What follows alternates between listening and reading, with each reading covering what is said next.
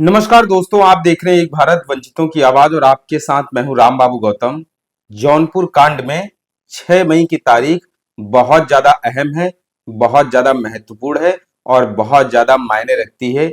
6 मई की ही वो तारीख है जिस दिन ये खबर आई कि धनंजय सिंह की पत्नी श्रीकला रेड्डी चुनाव मैदान से बाहर हो चुकी हैं।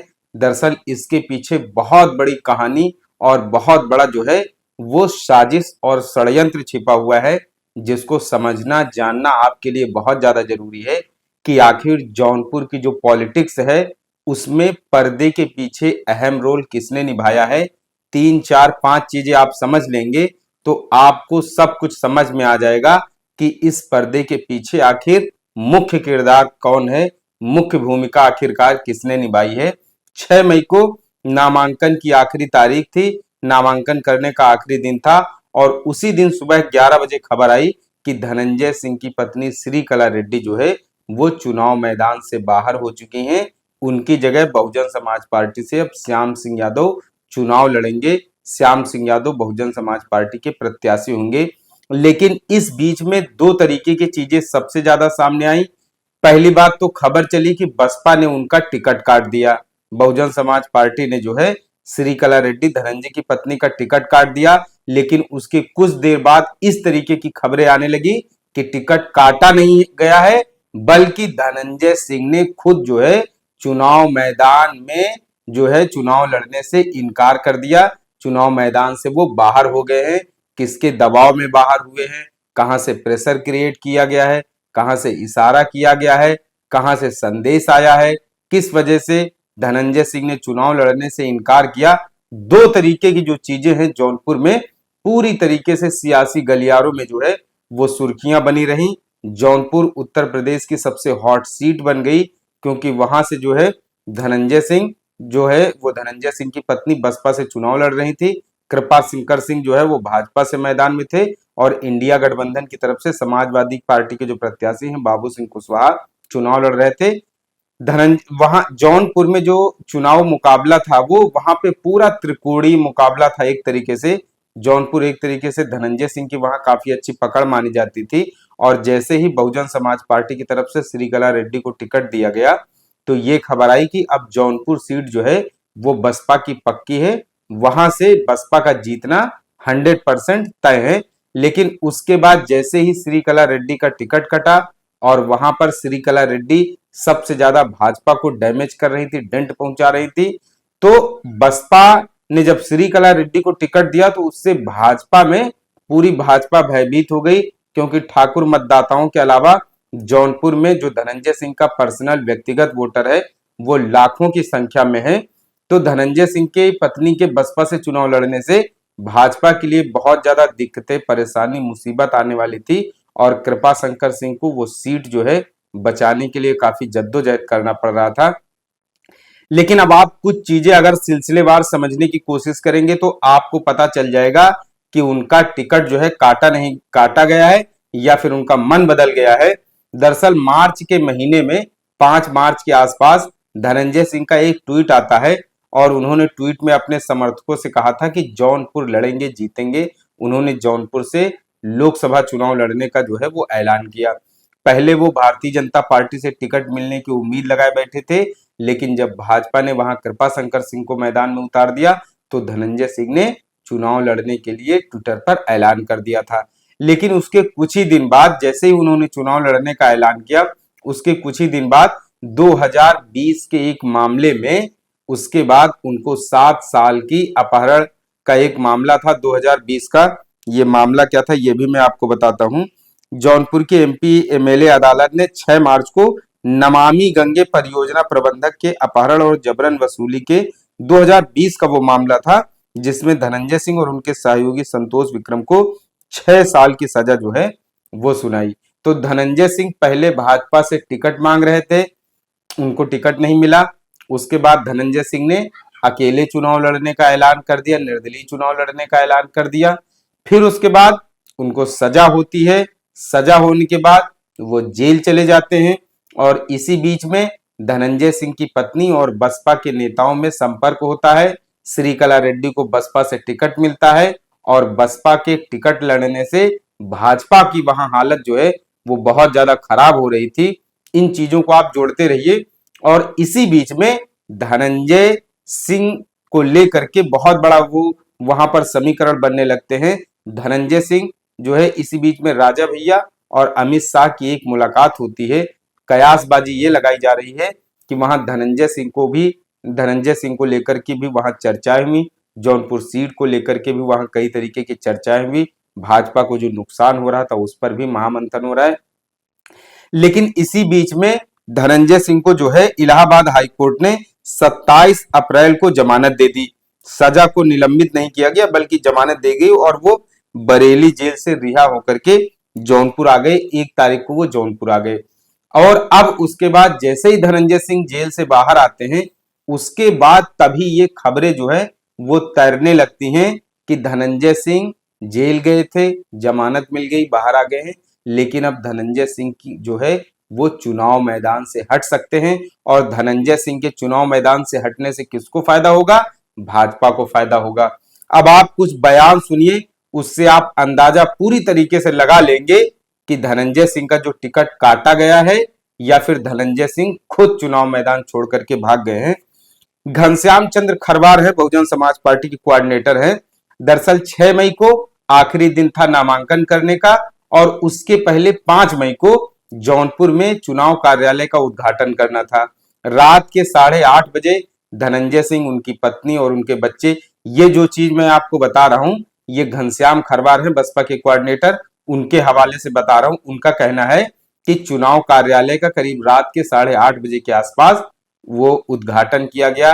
धनंजय सिंह भी मौजूद थे, उनकी पत्नी और बच्चे सभी लोग मौजूद थे। तो घनश्याम चंद्र खरवार का कहना है कि उनको कुछ अंदेशा वहां पहले से हो रहा था कि शायद धनंजय सिंह की पत्नी जो है चुनाव लड़ने से इनकार कर सकती हैं। तो उनका कहना है कि उन्होंने पूछा भी इस बात को लेकर के कि आप चुनाव लड़ रहे हैं, कहीं कोई ऐसा तो नहीं है कि अंदेशा हो कि आप चुनाव ना लड़ें। तो कह रहे हैं कि धनंजय सिंह ने वहां पर जो है उनको फिर से आश्वासन दिया कि नहीं, वो चुनाव जरूर लड़ेंगे, वो चुनाव मैदान से पीछे नहीं हटेंगे। लेकिन घनश्याम चंद्र खरवार का कहना है कि बनारस मंडल के जो कोऑर्डिनेटर है रामचंद्र गौतम, उनके पास धनंजय सिंह का रात में करीब 11:30 बजे फोन आता है और अचानक से वो कहते हैं कि वो जो है इस बार कुछ पारिवारिक कारणों से और कुछ परिस्थितियों के कारण, परिस्थितियां समझिए, कुछ परिस्थितियों के कारण जो है वो चुनाव नहीं लड़ पाएंगे। तो बसपा के कोऑर्डिनेटर, बनारस मंडल के जो कोऑर्डिनेटर हैं वाराणसी मंडल के, रामचंद्र गौतम, उनके पास 11:30 बजे फोन आता है धनंजय सिंह का और वो कहते हैं कि वो इस बार जो है वो चुनाव नहीं लड़ पाएंगे और कुछ परिस्थितियां इस तरीके की बन रही हैं, इसलिए वो चुनाव नहीं लड़ पाएंगे। रामचंद्र गौतम उनसे कारण जानने की कोशिश करते हैं, पूछते हैं, लेकिन घनश्याम चंद्र खरवार का कहना है कि धनंजय सिंह ने इतना कह करके फोन काट दिया। उसके बाद ये बात आनन फानन में तुरंत बहन जी तक पहुंचाई गई। जौनपुर में अगले ही दिन नामांकन की अगली तारीख थी। बसपा के पास बहुत कम समय बचा हुआ था, उसको जौनपुर जैसी हॉट सीट पर अपना प्रत्याशी भी उतारना था, वरना सूरत और इंदौर की तरीके जौनपुर में भी भाजपा जो है किसी न किसी तरीके से वहां पर भी समीकरण बदल रहे थे। तो संदेश गलत जाता, समय भी कम था। तो ऐसा कहना है कि रात में 1 बजे जो है श्याम सिंह यादव से बहन जी की बातचीत कराई गई और उसके बाद रात में ही श्याम सिंह यादव का जो है वो टिकट बसपा से फाइनल किया गया। जब धनंजय सिंह ने चुनाव लड़ने से इनकार कर दिया तो आनन फानन में श्याम सिंह यादव से बातचीत की गई, बहन जी की बातचीत कराई गई। और श्याम सिंह यादव दरअसल जो है वो जौनपुर से बहुजन समाज पार्टी के सांसद भी रह चुके हैं। 2019 में जब सपा और बसपा का गठबंधन हुआ था तो श्याम सिंह यादव करीब शायद 80,000 वोट से 2019 में 80,000 से ज्यादा वोटों से श्याम सिंह यादव ने जो है वो जीत हासिल की थी जौनपुर लोकसभा सीट से। तो श्याम सिंह यादव से संपर्क करने के बाद वो चुनाव लड़ने के लिए तुरंत तैयार हो गए, राजी हो गए। फिर उसके बाद श्याम सिंह यादव ने अपना जो है नामांकन दाखिल किया। अच्छा, अब आप ये सोचिए, अगर बहुजन समाज पार्टी ने धनंजय सिंह की पत्नी का टिकट काटा तो फिर धनंजय सिंह की पत्नी निर्दलीय भी चुनाव लड़ सकती थी, तो इसलिए उन्होंने निर्दलीय भी पर्चा नहीं भरा। धनंजय सिंह, बसपा के नेताओं का कहना है कि धनंजय सिंह ने खुद जो है वो चुनाव लड़ने से इनकार कर दिया, मना कर दिया। धनंजय सिंह जौनपुर की 2 विधानसभा सीटों से 2 बार जो है वो वहां से सांसद विधायक रह चुके हैं विधानसभा में। 2002 के विधानसभा चुनाव में जौनपुर की रारी सीट से निर्दलीय मैदान में उतरे थे और जीत हासिल की थी। 2002 में निर्दलीय जीते। 2007 में जनता दल यूनाइटेड के जेडीयू के टिकट से लड़ा। 2007 में उसमें भी जो है वो जीत हासिल की, और लेकिन उसके बाद 2004 में लोकसभा का चुनाव लड़े थे, हार गए। लेकिन 2009 में बसपा के टिकट से उन्होंने चुनाव लड़ा लोकसभा का, और उसमें वो जीत गए थे। लेकिन 2022 में बहुजन समाज पार्टी ने जो है उनको पार्टी से बाहर कर दिया।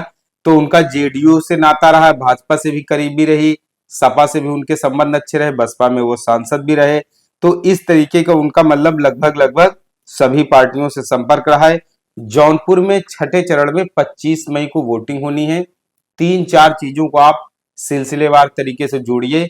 धनंजय सिंह पहले भाजपा से टिकट चाह रहे थे, नहीं मिला।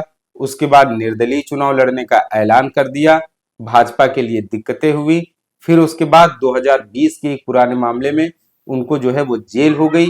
फिर उसके बाद किसी तरह से उनको जमानत मिली। जमानत से जब वो छूट करके जमानत पर बाहर आए, तो उन्होंने जब जब श्रीकला रेड्डी बसपा से चुनाव लड़ रही थी, तो भाजपा को बड़ी दिक्कत और परेशानी हो रही थी। भाजपा के हाथ से कृपा शंकर सिंह जो है उनकी सीट वहां से चली जाती। लेकिन जैसे ही जमानत पर धनंजय सिंह बाहर आए, तो उन्होंने चुनाव लड़ने का फैसला जो है वापस लिया, इनकार कर दिया।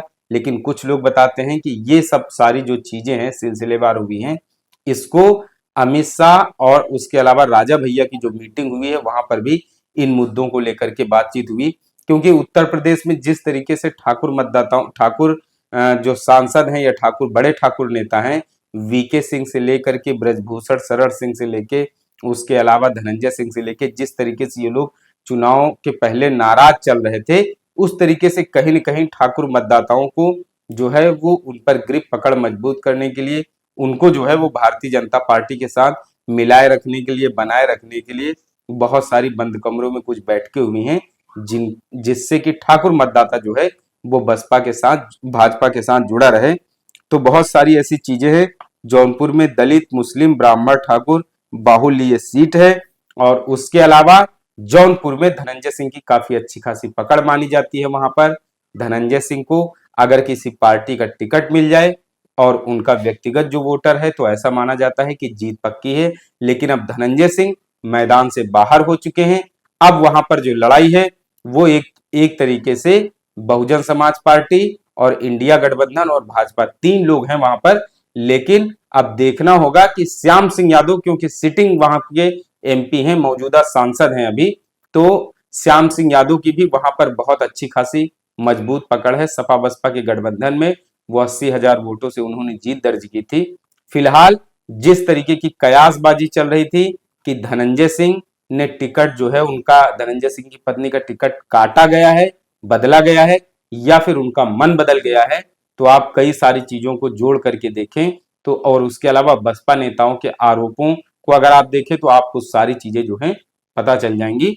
फिलहाल 4 जून का इंतजार है और 4 जून की सबको प्रतीक्षा है कि आने वाले 4 जून को जौनपुर की जनता क्या जनादेश देती है। इसके अलावा अभी धनंजय सिंह के पास 2-3 विकल्प और भी खुले हैं कि वो किसी पार्टी के प्रत्याशी का समर्थन करते हैं या फिर किसी निर्दलीय प्रत्याशी का समर्थन करते हैं। क्योंकि जौनपुर जो जगह है वो कर्मभूमि है धनंजय सिंह का, इसलिए वो चुनाव भले ही नहीं लड़ रहे हैं, लेकिन वहां पर सियासी दखलंदाजी से वो जरूर जो है अलग नहीं होंगी, सियासी दखलंदाजी उनकी जरूर रहेगी। तो देखना आने वाले समय में धनंजय सिंह क्या फैसला लेते हैं। फिलहाल 4 जून का सबको बेसब्री से इंतजार रहेगा कि जौनपुर की जनता जो है क्या जनादेश देती है। आपको ये स्टोरी कैसी लगी कमेंट करके जरूर बताएं। आपसे अपील है, एक भारत को शेयर सब्सक्राइब करते रहें। धन्यवाद।